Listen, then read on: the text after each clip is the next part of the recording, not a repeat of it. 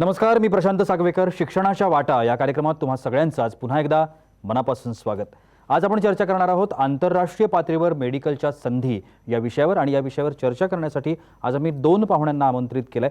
पहिले आहेत डॉक्टर महेश झावरे, जे स्वतः रशियामधल्या या युनिव्हर्सिटीमधून त्यांनी डॉक्टरेट केलेली आहे. आणि दुसरे जे आपले पाहुणे आहेत ते आहेत सुनील मुंडलिक. आपण गेल्या भागामध्ये डॉक्टर रेणुका मुंडलिक यांना भेटलो होतो आणि त्यांचे हे वडील आहेत. पालक आणि विद्यार्थी या दोघांशी आपण आज चर्चा करणार आहोत, कारण स्मॉलेन्स स्टेट मेडिकल युनिव्हर्सिटीमधलं हे जे डॉक्टरेटचं शिक्षण आहे ते शिक्षण किती महत्त्वाचं आहे आणि भारतातले विद्यार्थी त्या ठिकाणी जाऊन कशा पद्धतीनं शिक्षित होऊ शकतात याची माहिती आपल्याला या दोघांकडून आज करून घ्यायची आहे. मी सगळ्यात पहिल्यांदा दोन्ही पाहुण्यांचं अगदी मनापासून स्वागत करतो. थँक्यू. पहिला प्रश्न जो आहे तो डॉक्टर महेश तुमच्यासाठी आहे, कारण आत्ता सध्या एक कोरोना पॅन्डेमिकचा काळ आहे आणि या कोरोना पॅन्डेमिकमध्ये आपल्याला माहिती आहे की कशा पद्धतीनं आत्ता संपूर्ण जग हे अफेक्ट झालेलं आहे. अशा वेळेला डॉक्टरेटसाठी बाहेरच्या देशांमध्ये जाणं किंवा डॉक्टरेटसाठी पर्टिक्युलरली एखादा मार्ग निवडणं हे कितपत योग्य आहे का? आणि भारतात हे शिक्षण खूप महाग सुद्धा आहे असं आपल्याला म्हटलं जातं. तर तुमचा या सगळ्यामधला अनुभव काय आहे? नाही, खरंच की सध्या कोरोनामुळं आपल्या इथे जगामध्ये डॉक्टरांची कमतरता ही भासायला लागली आहे. आणि जगात जशी भासते तशीच आपल्या भारतातही भासायला लागलेली आहे. आणि तसं म्हणायला गेलं भारताला डॉक्टरांची गरज जास्त असेल आणि इच्छुक लोकही जास्त आहेत, पण आपल्या इथे खरं म्हणायला गेलं तर मेडिकल सीटची कमतरता आहे. सो अशावेळी जे लोक किंवा जे विद्यार्थी मेडिकल प्रवेश प्रक्रियेतनं सक्सेसफुल होऊ नाही शकत, मग अशा किंवा थोड्या मार्कांनी त्यांचं नंबर राहून जातो आणि सीट भेटत नाही, मग अशा विद्यार्थ्यांनी काय करावं? तर मग अशावेळी विद्यार्थ्यांना एकतर बाहेर किंवा बाहेर म्हणजे बाहेरच्या देशात तुम्हाला संधी असते किंवा एक तर प्रायव्हेटमध्ये संधी असते. आणि प्रायव्हेटचं कॉलेजचे जर तुम्ही फीज बघितल्यात तर ते कमीत कमी सध्याच्या फी 18 ते 20 लाख दरवर्षी एवढी असते. सो मध्यमवर्गीयांना हे सहज शक्यच नाही. बरोबर. आणि मी पण एक मध्यमवर्गीय, माझे आईवडील जे आहेत ते आई गृहिणी आणि वडील शिक्षकी पेशा आहेत, तर आपल्याला हे 18 आणि 20 लाख रुपये शक्यच नाही हो. बरोबर. मग अशा वेळी माझ्या वेळी पण मी म्हणजे माझे एक 5-10 मार्कांनी नंबर राहिला. सो मी थोडं निराश झालो. त्याच्यानंतर मग मी बाहेरच्या संधी बघायला लागलो. आता बाहेरच्या संध्यांमध्ये मी बघायला जेव्हा गेलो तेव्हा कोणत्याही युनिव्हर्सिटीमध्ये ॲडमिशन घेऊन चालत नाही, कारण ती युनिव्हर्सिटी किती जुनी आहे, ती युनिव्हर्सिटी WHO ची मान्यता प्राप्त झालेली आहे का तिथून, आणि जी झाली असेल तर तिथून तुमची MCIची मान्यता आहे का, हे 2-4 गोष्टी तुम्हाला बघायला लागतात. बरोबर. तर मग माझ्या वेळी मी सर्च केलं. फीजही कमी होती कॉलेजची, 3-4.5 लाखात दरवर्षीची फी होती. आणि युनिव्हर्सिटी आत्ता जस्ट 100 वर्ष पूर्ण झाले म्हणल्यावर पूर्ण जुनी युनिव्हर्सिटी आहे. आणि युनिव्हर्सिटीचं नाव होतं स्मॉलेन्स स्टेट मेडिकल युनिव्हर्सिटी. मग मी विचार केला, बाबा स्टेट नाव काय? स्टेट म्हणजे गव्हर्नमेंटची. सो हा एक ॲडव्हान्टेज आहे की आपलं गव्हर्नमेंटची युनिव्हर्सिटी आहे, सो पेशंट लोड जास्त आहे. सो हा एक प्रश्न आपला मिटला. MCIची मान्यता आहे का? तर आहे.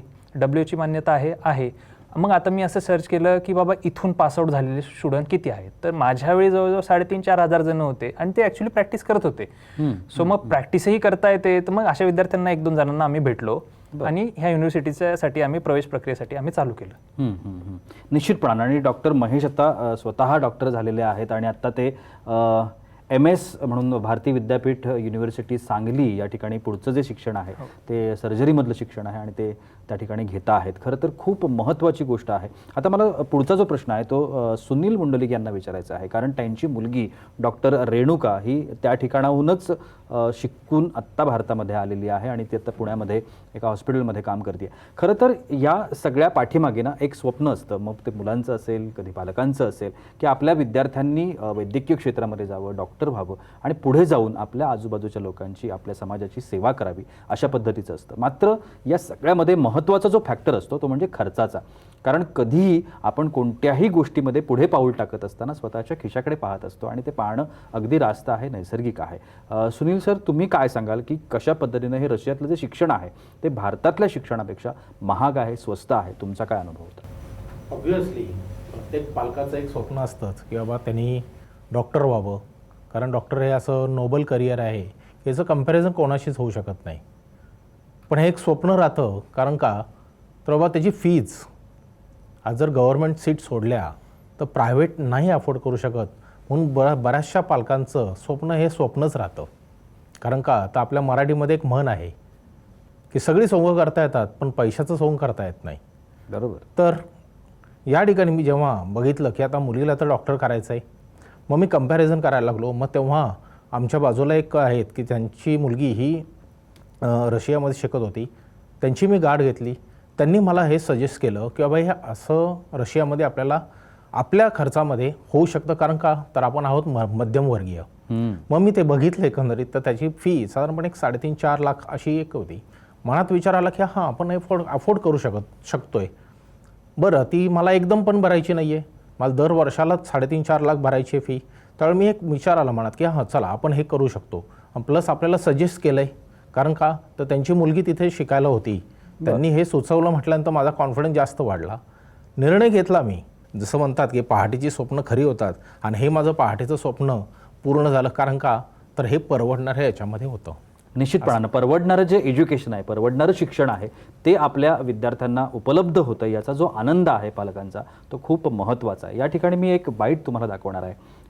ज्या स्मॉलेन्स स्टेट मेडिकल युनिव्हर्सिटीबद्दल हे दोघेही आत्ता आपल्याला सांगता आहेत, चर्चा करता आहेत, त्याचे कुलगुरू हे RS काझलोव यांनी सुद्धा प्रतिक्रिया नोंदवलेली आहे आपल्याकडे आणि त्यांचं या सगळ्या संदर्भात काय म्हणणं आहे ते आपण ऐकूया.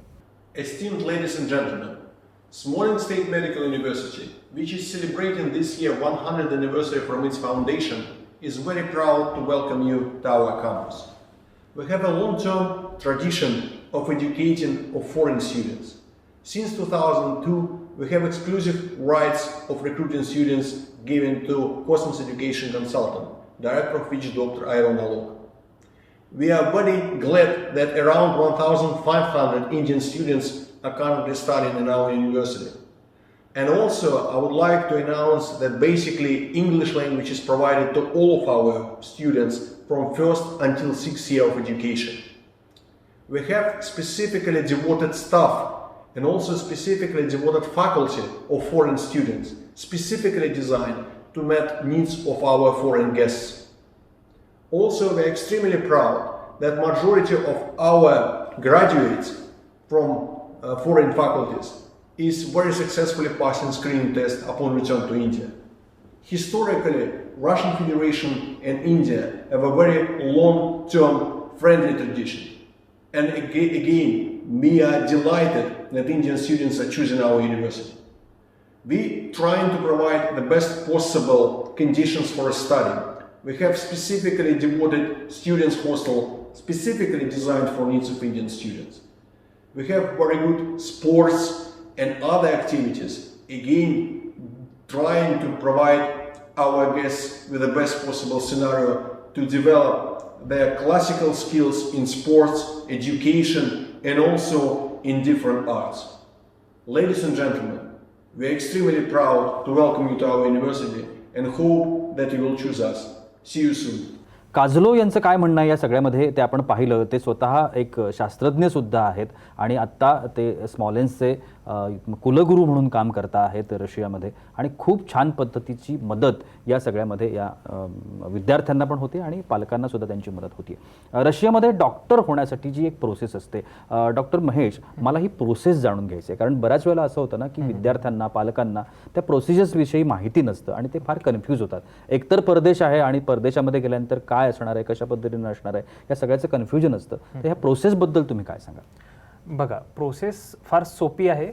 फर्स्ट ऑफ ऑल तुम्हाला 3 अटी आहेत. वय वर्ष 17पेक्षा जास्त पाहिजे. ठीक आहे, म्हणजे ही एक अट झाली. त्यानंतर तुमचे 12वीचे मार्क आणि त्यातल्या त्यात PCBचा group like physics, chemistry, bio यांचा ग्रुप हा तुमचा 150पेक्षा म्हणजे 50%पेक्षा जास्त पाहिजे. आणि तिसरी अट जी आपल्या गव्हर्नमेंटने टाकलेली आहे, नीट जी एक्झाम आहे त्यात तुम्ही इलिजिबल किंवा पात्र झालेला असले पाहिजेत. ही तुमची प्रवेश प्रक्रियेसाठीची अटी आहे. आता तुम्ही समजा एखादा स्टुडंट खरंच इंटरेस्टेड आहे आणि थोड्या एक मार्कांनी किंवा त्याला जायचंच आहे, सो अशावेळी ह्या विद्यार्थ्यांनी www.sgmu.info ह्या साईटवर जावा मोबाईलवर सरळ आणि तिथे एक ॲडमिशन बॉक्स आहे. त्या ॲडमिशन बॉक्समध्ये गेल्यानंतर तुम्हाला सगळे ॲडमिशन सेंटर किंवा इन्फॉर्मेशन सेंटर्स आणि हे इन्फॉर्मेशन सेंटर तिथे लिस्ट दिलेली आहे. तुमच्या नजदीकच्या प्रदेशात जो कोणता इन्फॉर्मेशन सेंटर आहे तुम्ही त्यांच्याशी संवाद करू शकता. त्यांचे नंबर वगैरे पण दिलेले असतात. आणि हे इन्फॉर्मेशन सेंटर म्हणजे कोण, की ज्यांचे मुलं किंवा त्यांचे मुलगी हे आधी तिथं शिकलेले आहेत किंवा आत्ता पण शिकत आहेत, हे सगळ्यांचे पालक जे आहेत त्यांना आपण म्हणजे त्यांना हे इन्फॉर्मेशन सेंटर्स दिलेले आहेत आणि त्यांच्याकडनं ॲक्च्युअल खरी माहिती आपल्याला कळते की तिथं ॲक्च्युअली काय होतं. सो तुम्ही त्यांना जाऊन इन्फॉर्म करू शकता आणि पुढची प्रोसेस ते लोक तुम्हाला चांगली इन्फॉर्म करू शकतील. नक्की. आणि ह्या सगळ्याची माहिती जी आहे ती खूप छान पद्धतीनं आपल्यापर्यंत पोहोचतीये. त्याच्यामुळे आता जे प्रेक्षक आपल्याला पाहत आहेत त्यांच्यापैकी जर कोणाला हे ॲडमिशन घ्यायची असेल आपल्या विद्यार्थ्यासाठी, पालकांसाठी, तर निश्चितपणानं तुम्ही ती घेऊ शकता. आपल्या पाल्याला जर पाठवायचं असेल रशियामध्ये आणि स्मॉलेन्स स्टेट मेडिकल युनिव्हर्सिटीमध्ये जर त्याला शिक्षण हवं असेल तर निश्चितपणानं ही एक संधी आहे असं म्हणायला काहीच हरकत नाही. खूप सारे प्रश्न आहेत मनामध्ये, ते विचारायचे आहेत, पण तुर्तास वेळ होते एका छोट्याशा विश्रांतीची. कुठे जाऊ नका, पाहत राहा शिक्षणाच्या वाटा. विश्रांतीनंतर शिक्षणाच्या वाटामध्ये तुम्हा सगळ्यांचं पुन्हा एकदा मनापासून स्वागत. आंतरराष्ट्रीय पातळीवर मेडिकलच्या संधी याबाबत आपण चर्चा करतोय. डॉक्टर महेश आणि सुनील मुंडलिक आपल्याशी या संदर्भात बातचीत करता आहेत. मला पुढे जायचं आहे, डॉक्टर महेश यांना प्रश्न विचारायचा, पण तुर्तास कॉस्मॉस एज्युकेशनल कन्सल्टंट हे जे एक महत्त्वाचा दुवा आहे, विद्यार्थी, पालक आणि रशियामधली ही जी युनिव्हर्सिटी आहे या सगळ्यामध्ये खूप महत्त्वाची भूमिका गेल्या अनेक वर्षांपासून हे बजावता आहेत. त्याचे जे डिरेक्टर आहेत, मेन आहेत डॉक्टर आलोक एरॉन, त्यांच्याही सुद्धा आम्ही बातचीत करण्याचा प्रयत्न केला आणि त्याने खूप छान पद्धतीची माहिती आपल्यासमोर मांडली आहे. बघूया डॉक्टर एरॉन काय म्हणतायत. Dear Indian students and parents, a warm namaste from Smolensk State Medical University, Smolensk, Russia. My name is Dr. Alok Eran. I am Director of Cosmos Education Consultants and Foreign Advisor to Chancellor of Smolensk State Medical University. मैं आपके साथ हिंदी में बात करना चाहूँगा. सन 2002 से स्मॉलेन्स state medical university में Cosmos education consultants के द्वारा Indian students का एडमिशन दिया जा रहा है और इन पिछले 18 सालों में 3000 से ज़्यादा इंडियन स्टूडेंट्स को स्मॉलेन्स स्टेट मेडिकल यूनिवर्सिटी में एडमिशन मिला है और इसमें से करीब 2000 इंडियन स्टूडेंट्स यहाँ से डॉक्टर्स बनकर निकले हैं. यहाँ से निकले हुए डॉक्टर्स, इंडियन डॉक्टर्स, पूरी दुनिया के करीब करीब सभी देशों में फैल चुके हैं और हमारा नाम रोशन कर रहे हैं. इसके अलावा यहाँ से हमारे जो ग्रेजुएट्स इंडिया गए हैं उन्होंने भी हमारा सिर गर्व से ऊपर किया है, क्योंकि जो स्क्रीनिंग टेस्ट का पासिंग परसेंटेज है स्मॉलेन्स स्टेट मेडिकल यूनिवर्सिटी का, उसका कोई कंपटीशन नहीं है, क्योंकि स्मॉलेन्स स्टेट मेडिकल यूनिवर्सिटी के ग्रेजुएट्स 92% पासिंग परसेंटेज दे रहे हैं फर्स्ट अटेम्प्ट में इंडिया के स्क्रीनिंग टेस्ट में. ये कंपैरेटिवली देखा जाना चाहिए. सो दूसरे जो मेडिकल यूनिवर्सिटीज़ हैं वहाँ से पास करके आने वाले स्टूडेंट्स 23-24% से ज़्यादा रिजल्ट नहीं दे पा रहे. इस साल 2020 में हमारी मेडिकल यूनिवर्सिटी के 100 साल पूरे हुए.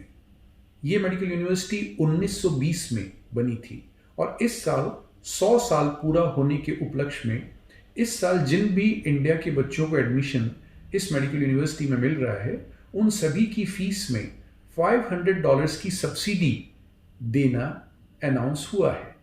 इसके अलावा यहाँ पर इस समय स्मॉलेन्स स्टेट मेडिकल यूनिवर्सिटी में इंडिया के करीब 1350 इंडियन बच्चे पढ़ रहे हैं. उनमें से कुछ 600 इंडियन बच्चियां हैं, लड़कियां हैं. स्मॉलेन्स स्टेट मेडिकल यूनिवर्सिटी में 3 हॉस्टल्स हैं जो सिर्फ इंडिया के बच्चों के लिए हैं. उनमें से गर्ल्स हॉस्टल अलग है, बॉयज हॉस्टल अलग है. इसके अलावा एक इंडियन मेस हमारे कैंपस में काम कर रही है जिसमें कि 3 इंडियन कुक्स काम कर रहे हैं. इसमें सिर्फ इंडियन बच्चों के लिए खाना बनता है और 2 तरह की ये मेस काम कर रही है, प्योर वेजिटेरियन मेस और non vegetarian mess. Smolensk state medical university में पढ़ाई का ड्यूरेशन 6 साल है और सभी 6 सालों में पढ़ाई का जो मीडियम ऑफ इंस्ट्रक्शन है वो है इंग्लिश मीडियम. मतलब सभी 6 सालों में इंग्लिश मीडियम में यहाँ पर पढ़ाई होती है. सो इंडियन स्टूडेंट्स जो इस साल 2020 में हमारे यहाँ एडमिशन लेना चाहते हैं, you are most welcome. But आपको एक बात का ध्यान रखना है कि स्मॉलेन्स स्टेट मेडिकल यूनिवर्सिटी में एडमिशन लेने के लिए आप किसी भी एजेंट्स के साथ बात नहीं करें, क्योंकि स्मॉल स्टेट मेडिकल यूनिवर्सिटी और कॉस्मोस एजुकेशनल कंसल्टेंट्स किसी भी एजेंट को अपॉइंट नहीं करते हैं।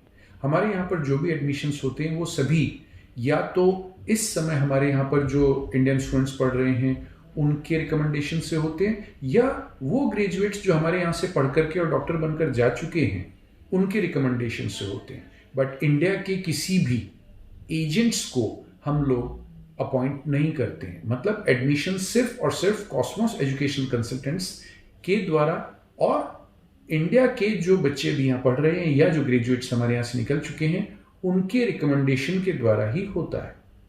So Indian students coming to Small State Medical University this year in 2020, you are most welcome and we are waiting for you. Doctor Aaron यांचं काय म्हणणं होतं ते आपण आत्ता ऐकून घेतलेलं आहे. डॉक्टर महेश, पुढचा प्रश्न हा तुमच्यासाठी आहे, कारण आत्ता तुम्ही स्वतः त्या ठिकाणी गेला होतात आणि तुम्ही त्या ठिकाणी आपलं शिक्षण पूर्ण केलेलं आहे.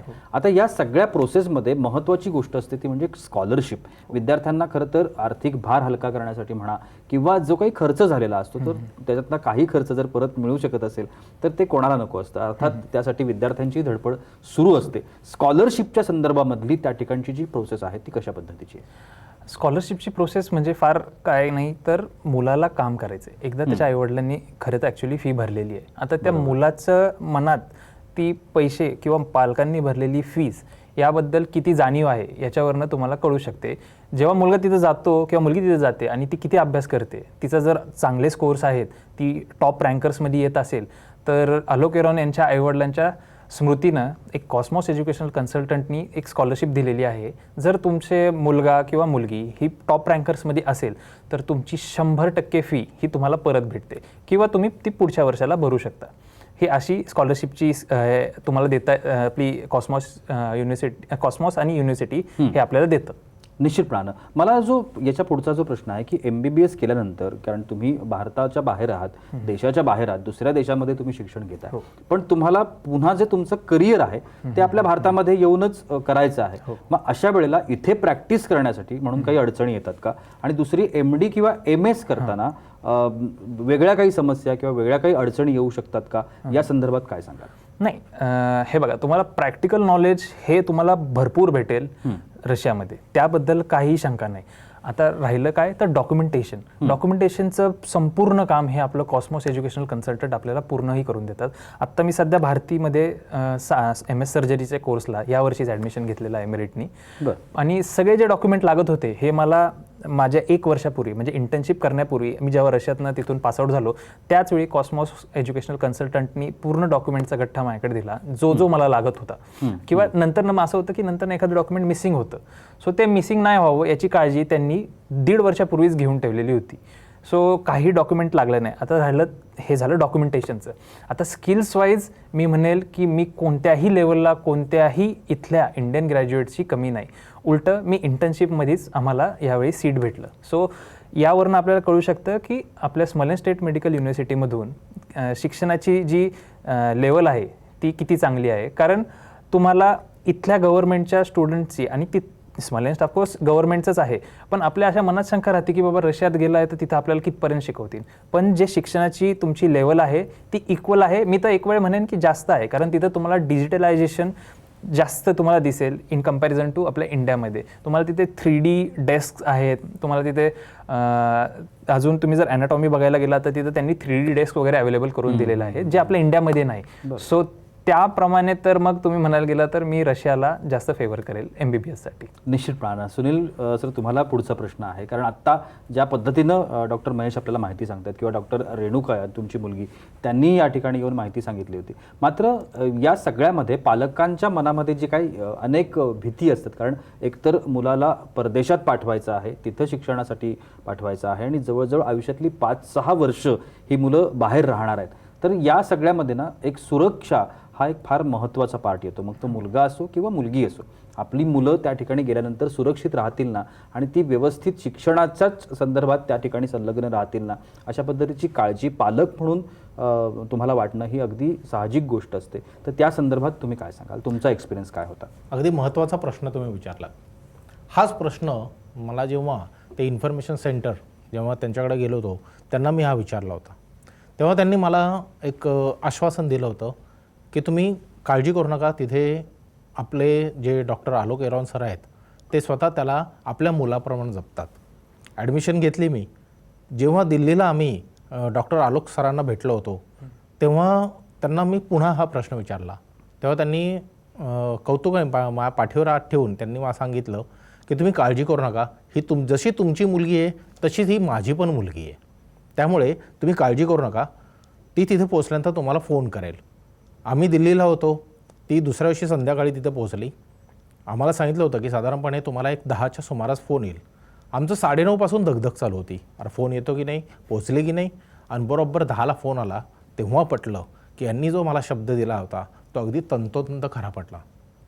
त्याचबरोबर जर बघायचं तर जेव्हा मुलगी तिथे पोचली, दुसऱ्या दिवशी सकाळी ती 6 वाजल्यानंतरच हॉस्टेल उघडतं आणि संध्याकाळी 8 वाजता परत यायचं हे तिने मला सांगितलं. म्हणजे तिथे एवढं स्ट्रिक्ट आहे की तिथे सकाळी 6 ते रात्री 8 वाजेपर्यंतच तुम्ही बाहेर राहू शकता. 8 वाजता तुम्हाला आतमध्ये कोणत्याही परिस्थितीत यायलाच लागतं. जर तुम्ही आला नाहीत तर तुम्हाला आतमध्ये घेतलं जातं, पण तुम्हाला दुसऱ्या दिवशी त्याचं एक्सप्लेनेशन द्यावं लागतं, तुम्हाला बाहेर थांबताच येत नाही. हे तिने जेव्हा सांगितलं तेव्हा जास्त हायसं वाटलं. तसं इन्फॉर्मेशन सेंटरने मला पूर्ण माहिती दिली, पण आपण म्हणतो ना शेवटी की माझी मी मुलगी पाठवणार म्हटल्यानंतर पूर्ण तर विश्वास नाही ठेवू शकत. जेव्हा मी मुलीच्या डोळ्यांनी तिने जेव्हा सगळं सांगितलं तेव्हा माझा त्याच्यावर विश्वास बसला. हे झाली ती स्वतः ती 5-6 वर्ष असतानाची ती ना. पण मागच्या वर्षी जेव्हा मुलीचं कॉन्व्होकेशन होतं तेव्हा मी तिथं गेलो. मी त्या हॉस्टेलमध्ये, कारण ते लेडीज हॉस्टेल मुलींचं, मी आतमध्ये गेलो, मी आणि मिसेस आतमध्ये गेलो तर आम्हाला आतमध्ये सोडलं नाही. ते म्हणे तुमचं आय कार्ड आहे का, तुम्ही या युनिव्हर्सिटीचे स्टुडंट आहात का. म्हटलं तुम्ही माझ्याकडे बघून तर बघताय ना की मी काय स्टुडंट नसणार, मी तर पालकच असणार. ते म्हणे नाही, कोणाचं तरी तुम्हाला रेकमेंडेशन लागेल. जेव्हा तिथला स्टारस्ता आला, तो रेकमेंडेशन घेऊन आला, तेव्हा आम्हाला आतमध्ये सोडलं. म्हणजे तिथे एवढी सिक्युरिटी पाळली जाते. नक्की. बरं, आणि मी त्या ठिकाणी securityच्या बघितलं या की सगळ्या संदर्भामध्ये खरं तर आपण मागच्या एपिसोडमध्ये डॉक्टर रेणुका यांच्याकडून सुद्धा ही गोष्ट ऐकली होती की कशा पद्धतीची सुरक्षा त्या ठिकाणी आहे आणि मुलींसाठी एक सुरक्षित अशा पद्धतीचं ठिकाण, ज्या ठिकाणी जाऊन हे विद्यार्थी निश्चितपणानं आपलं जे काही भवितव्य आहे ते भवितव्य घडवू शकतात आणि आपली जी स्वप्न आहेत, मग आपली स्वप्न असतील, पालकांची स्वप्न असतील, ती निश्चितपणानं पूर्ण करू शकतात. खूप छान माहिती तुम्ही दोघांनी आजच्या कार्यक्रमामध्ये दिली. तुम्ही दोघंही आजच्या कार्यक्रमामध्ये आलात आणि एवढी छान माहिती आमच्याबरोबर शेअर केली, त्यासाठी तुमचे दोघांचे अगदी मनापासून आभार. धन्यवाद. आणि याबरोबरच वेळ होते इथेच थांबण्याची. कुठेही जाऊ नका, पाहत रहा साम टीव्ही.